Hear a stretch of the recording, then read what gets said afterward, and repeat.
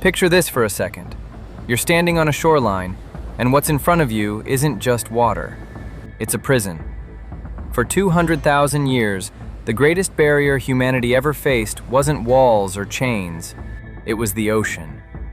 Thousands of miles of cold, indifferent water, splitting one single species into dozens of isolated islands of civilization. The Bering Strait used to be land, a bridge of earth that carried the first humans from Asia into North America. Then the glaciers melted, and the oceans swallowed it whole. Ever since, two continents have been staring at each other across 51 miles of freezing water, pretending they're on different planets. Now imagine reversing that. Imagine humanity decides to fix this geographical mistake. Not just build a bridge, but stitch the entire surface of the planet back together. Connecting Asia, North America, South America, Africa, and Europe into one unbroken line of steel and concrete. Turning the Earth into something like a giant ring, where you could drive from Cape Town to Tierra del Fuego without ever setting a tire on a ferry deck. It sounds insane. And honestly, it is. But insane ideas are exactly the ones worth stress testing. Because the question today isn't whether we want this. The question is whether physics will even allow it. Global logistics today is a fragile, nervous system. 90% of everything on this planet still moves by ship because air freight is too expensive and there's simply no land beneath the ocean.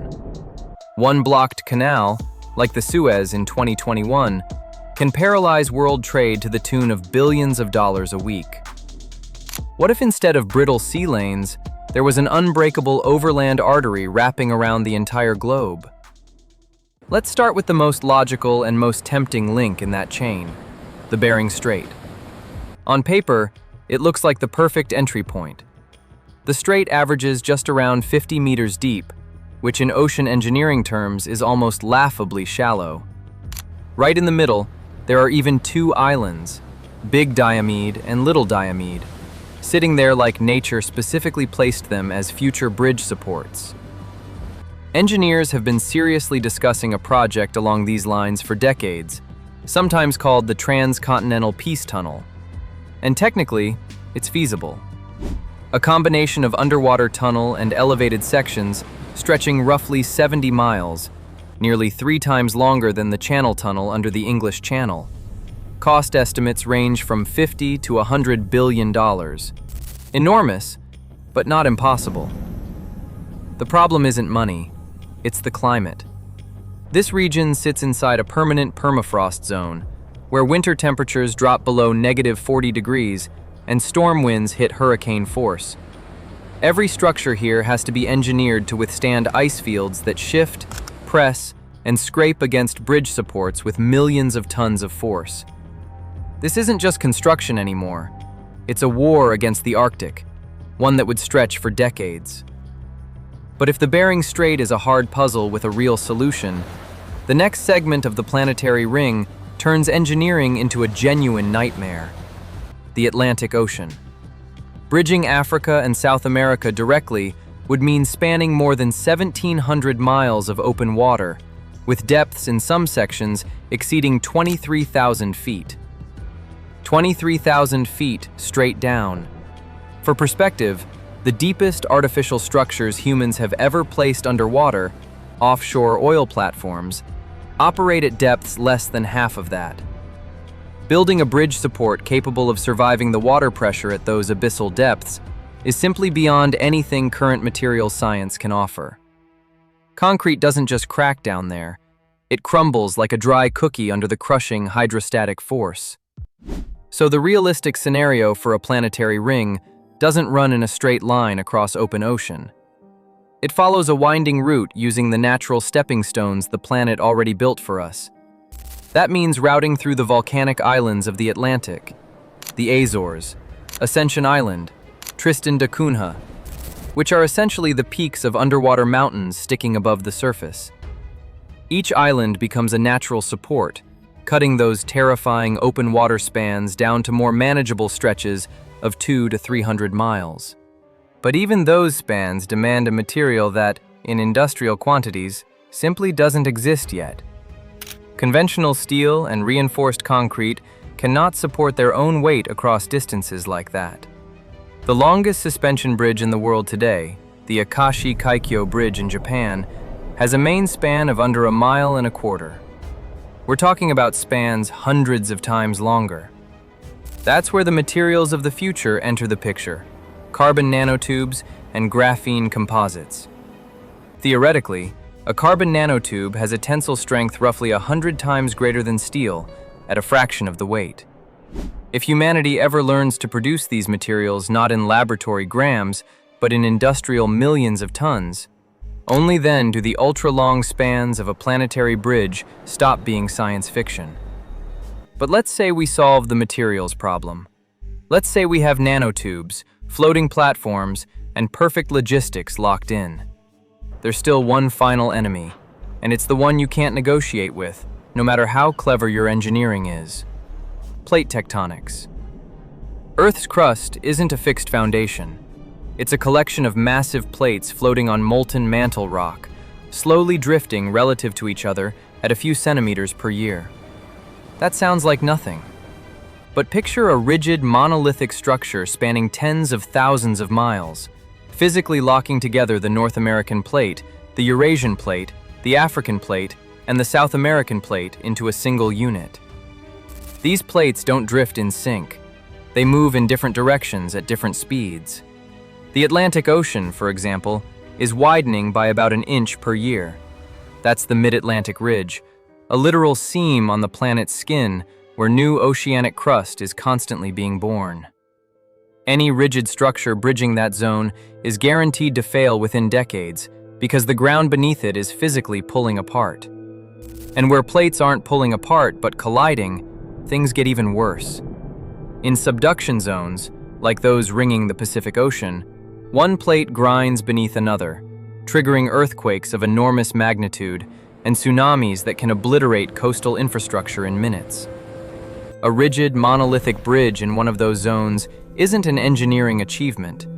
It's a slow-motion catastrophe waiting to happen. That's precisely why a true planetary bridge cannot be rigid.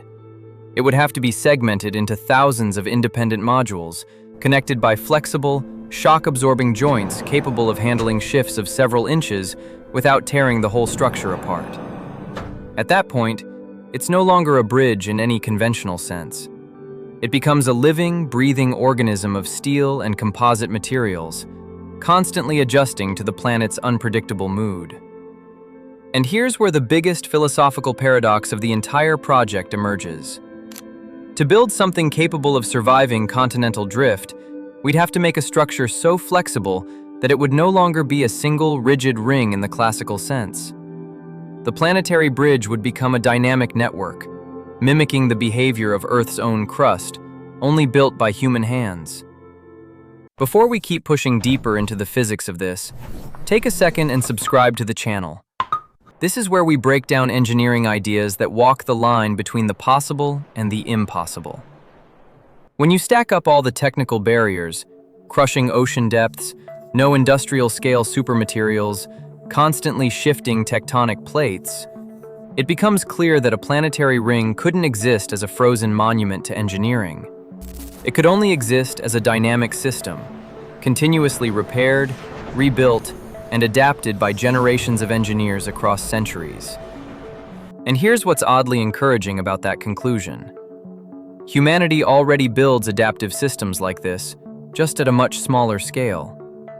Modern skyscrapers in earthquake zones, Tokyo is the clearest example, are fitted with dampers and flexible foundations that let the building literally sway during a quake without collapsing. The damping technology exists. The only question is scaling it up to continental dimensions. How long would something like this actually take under the most optimistic projections? Given current rates of materials science development and infrastructure construction, realistic estimates land somewhere between 150 and 200 years. This isn't a one-generation project. It's a relay race, where engineers alive today hand off the blueprints to their great-grandchildren. And the cost? Combined estimates across every segment, the Bering Strait, the Atlantic crossing through volcanic islands, The infrastructure through Africa and South America exceed $15 trillion. To put that in perspective, that's roughly equivalent to the entire planet's combined military spending for about a decade. Which raises the obvious question: why bother at all? Why spend centuries and trillions connecting continents by land when planes and cargo ships already handle the job reasonably well? The answer isn't about logistics. It's about the nature of human civilization itself. Throughout history, every great bridge, every tunnel, every railroad didn't just connect dots on a map. They erased the psychological line between us and them. The Transcontinental Railroad in the United States in 1869 didn't just speed up freight. It made an entire continent feel like one mental space for millions of people, for the very first time. A planetary ring, if it were ever built, would be the ultimate expression of that impulse. The final geographical boundary humanity decides to erase, not out of necessity, but on principle. It would be a declaration that no distance, no abyss, and no tectonic fault line is beyond what engineering can overcome. But for now, this project remains exactly what it is: pure theory, an exercise in engineering maximalism. The Bering Strait still waits for its tunnel. The Atlantic still guards its 23,000 feet of darkness, and the continents keep drifting, slowly, invisibly, pulling apart and nudging together, as if the planet itself hasn't quite decided whether it wants to be one thing or many. And maybe that's the deepest lesson the physics of a planetary ring has to teach us. Earth isn't a static object you can just bolt together. It's a living, breathing system. And any bridge we build across it will have to learn to breathe along with it.